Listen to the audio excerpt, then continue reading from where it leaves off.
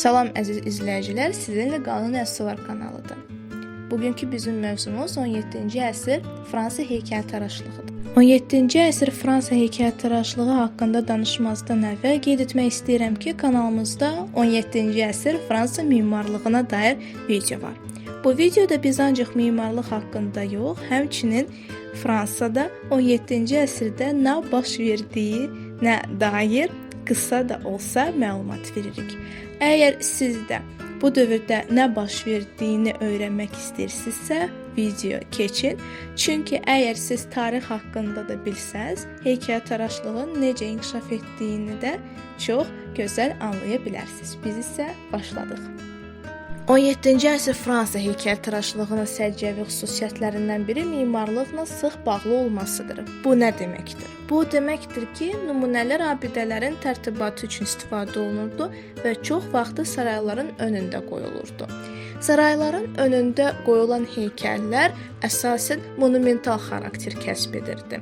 Əlbəttə, digər nümunələr, yəni dəzgah, müstəqil heykəltaraşlıq nümunələri də mövcud idi, lakin həm forma cəhətdən, həm mövzu cəhətdən onlar monumental nümunələri təkrar edirdi. Üslub cəhətdən barokka aparıcı rol oynayırdı. Memarlıq haqqında bəhs edərkən qeyd etmişdik ki, klassizm üslubu daha çox istifadə edilirdi memarlıqda. Biz bunu həm harmonik proporsiyalarda, düz xətlərdə görə bilərdik. Lakin heykəltaraşlıqda aşırı dərəcədə hisslərin təsviri, çox mürəkkəb pozalar, kəskin duruşların istifadə edilməsində biz məhz barokko üslubunun səciyyəsini görə bilərik. Dövrün məşhur heykəltaraşlarından Girardon, Puget və Quasimox'un adlarını çəkək. Bu dövrün məşhur heykəltaraşlarından François Girardon hesab edilir. François Girardon öz növbəsində Bernini'nin şagirdi olmuşdur. Biraz Bernini haqqında danışaq. Lorenzo Bernini 17-ci əsr İtaliya heykəltaraşı hesab edilir və məhz barokka xüsusiyyətləri heykəltaraşlıqda məhz onun yaradıcılığında tam şəkildə özünü əks etdirmişdir. Yəni kəskin rakurslar, mürəkkəb pozalar və yaxud da hər tərəfdən baxma nöqtəsi, baxılma nöqtəsi, bunların hamısı məhz Bernini'nin yaradıcılığında biz görə bilərik və sadaladığımız xüsusiyyətlər məhz barokka üçün səciyyə kəsb edirdi. Və əlbəttə Bernini haqqında daha ətraflı məlumat əldə etmək istəyiriksə, rəylərdə bunu bildirə bilərik. Biz isə François Girardon ilə davam edirik. Girardon əsasən qrup və dekorativ heykəllər, monumental heykəllər işləyirdi. Biz dediyimiz kimi Bernini onun müəllimi olmuşdur və əlbəttə ki, hər müəllim öz şagirdinə böyük bir təsir göstərir və biz bu təsiri Girardonun yaradıcılığında da görə bilərik. Əsasən də Proserpina'nın Uğurlanması adlı əsərində. Çünki buna oxşar heykəltaraşlıq nümunəsi biz Bernini'nin yaradıcılığında da görə bilərik.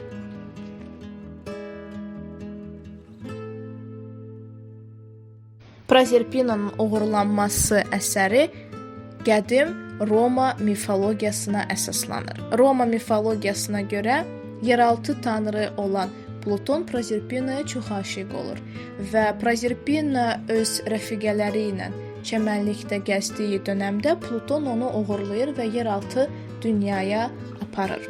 Məhz Proserpina'nın Plutonun əlindən qaçmaq cəhdi səhnəsi burada təm şəkildə kulminasiya dönəmində təsvir edilib, yəni dinamik, hissiyatlı bir tərzdə və məhz bu hissləri barokko sənətkarları axtarırdı və məhz bu süjetdə tapa bilmişdilər.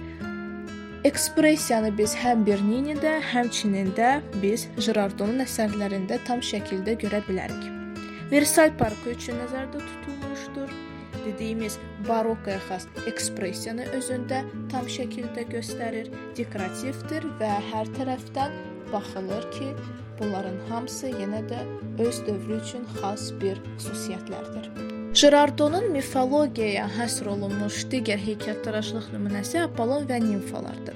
Apollon qədim Yunan mifologiyasına görə müdriklik tanrısı, nimfalar isə qədim Yunan mifologiyasına görə təbiət ünsürləri ilə bağlı olan kiçik qız şəklində olan ilahələr hesab edilirdi.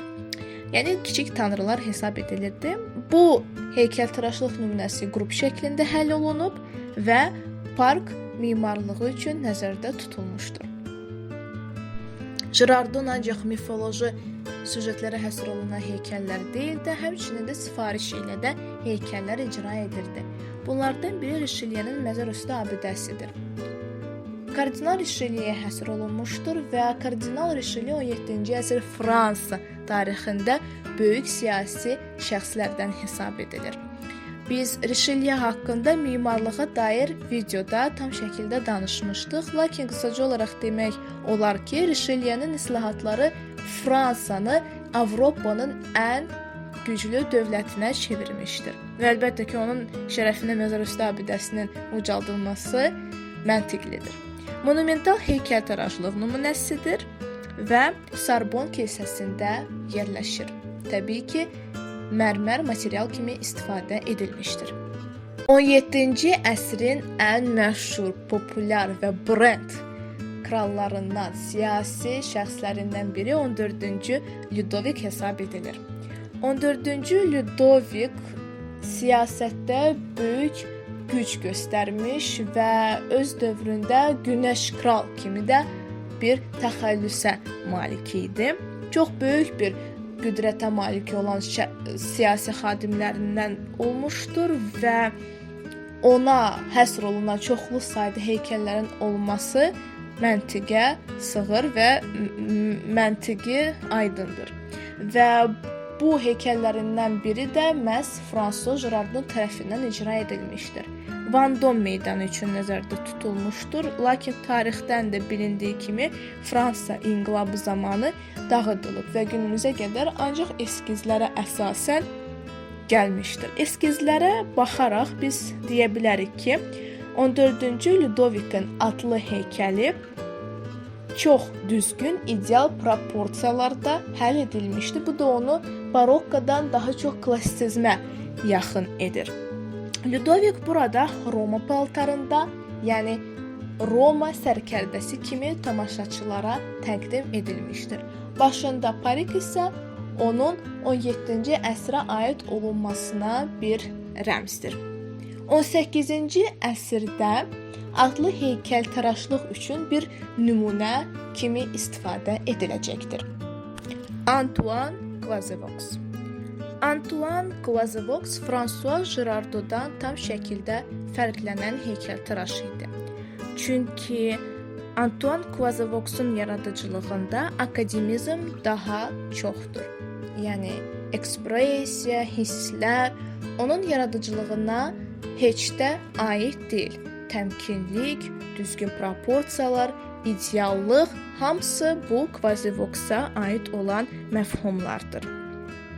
Versailles sarayının tərtibatında tam şəkildə iştirak etmişdir və əlbəttə onun yaradıcılığında da barokka var. Lakin barokka daha çox özünü dekorativlikdən əks etdirmişdir və biz bunu portret heykəllərində, büstlərdə görə bilərik. Yəni büstlər təmkinli şəkildə həll olunsa da, geyim, saçın tərtibatında çoxlu sayda dekorativliyə meyl görürük. Bu da barokkanın səciyyəvi bir xüsusiyyətidir.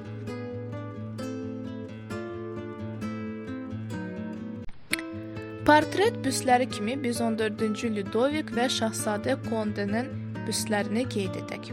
Hər iki əsərdə real üz cizgiləri ilə idealizasiya tam şəkildə vahidlik təşkil edir. Lakin barokkaya xas olan dekorativlik yenə də özünü geyim və parik tərtibatında tam şəkildə əks etdirir. Bu arada Şahzadə Konde 17-ci əsrin ən uğurlu və güclü hərbçilərindən olmuşdur. Son olaraq Pierre Puget haqqında danışaq. 3-cü məşhur 17-ci əsr heykəltaraşıdır və Girardon kimi onun da yaradıcılığında barokko üslubu aparıcı rol oynayır. İtaliya heykəltaraşlığı ona böyük təsir göstərib, lakin İtaliyanın mistika və idealizasiyası və illüziya effektindən o imtina edir. Əsərləri İtaliya heykəltaraşlığındakı kimi dinamik və ekspresiv olsa da, daha çox canlı, həyati və realizm ilə fərqlənir. Krotonlu Milon. Bu, Pierre Puget'nin ən məşhur heykəltaraşlıq əsərlərindən hesab edilir. Burada heykəltaraş qədim Yunan atletini təsvir etmişdir. Qədim Yunan müəlliflərinə əsasən bu atlet bütün Olimpiya oyunlarında qalib gəlmiş və ancaq birində məğlub olmuşdur. Lakin Pierre Puget burada məğlub edilməz bir obraz təsvir etmir. O burada qorxur, hətta qışqırır və əziyyət çəkir. Sujetə əsasən Krotonlu Milonun əli ağaca ilişmiş və ona arxadan bir şir hücum edir. Amma ki, əli ağaca ilişdiyinə görə o mübarizə apara bilmir və şir onu tam olaraq parçalayır. Və məhz bu məqam, yəni ki, şirin Krotonlu Milonu parçaladığı məqam, an burada kulminasiya nöqtəsində təsvir edilmişdir. Və məhz bu, barokko üslubunun səciyyəvi xüsusiyyətidir və barokkonu tam şəkildə göstərir. Təsvir olunan parça drapirovkası isə baş verənlərə daha da çox dinamika bəxş edir. Makedoniyalı İskəndər və Diogen əsəri relyef nümunəsidir. Qısa olaraq qeyd etmək lazımdır ki, burada Makedoniyalı İskəndər ilə baş verən bir hadisə, bir rəvayət təsvir edilib. Bu rəvayətə görə Makedoniyalı İskəndər və Diogen arasında bir söhbət baş verir. Lakin Diogen baxmayaraq ki, söhbət zamanı yerdə oturmuş, Makedoniyalı İskəndər isə atda olmuşdur. Lakin Diogen o qədər müdrik və o qədər hakimiyyət pərəst deyilmiş ki, o onunla bir səviyyədə danışırdı. Bu da Aleksandr Makedonskini çox və çox valeh etmişdir. Və məhz bu söhbət bu relyefdə tam şəkildə öz əksini tapmışdır. Çox dinamikalı və enerjili kompozisiyadır, ifadəli, kontrastlıdır. Həmçinin də görmək olar ki, relyef çox incə, zərgərlik dəqiqliyi ilə təsvir edilmiş və fonda isə memarlıq abidələrinin tərtibatını görə bilərik. Və biz bugün qısa olaraq 17-ci əsr Fransa heykəltaraşlığı haqqında söhbət açdıq. Ümid eləyirəm ki, sizin çox xoşunuza gəldi. Xoşunuza gəldisə, like qoyun, bizə abunə olun ki, yeni videoları qaçırmayın. Lap xoşunuza gəldisə, bu video ilə paylaşın və əgər hansısa bir təklifləriniz varsa, rəylərdə bunu bildirin. Sağ olun, salamat qalın, gələn görüşlərə qədər.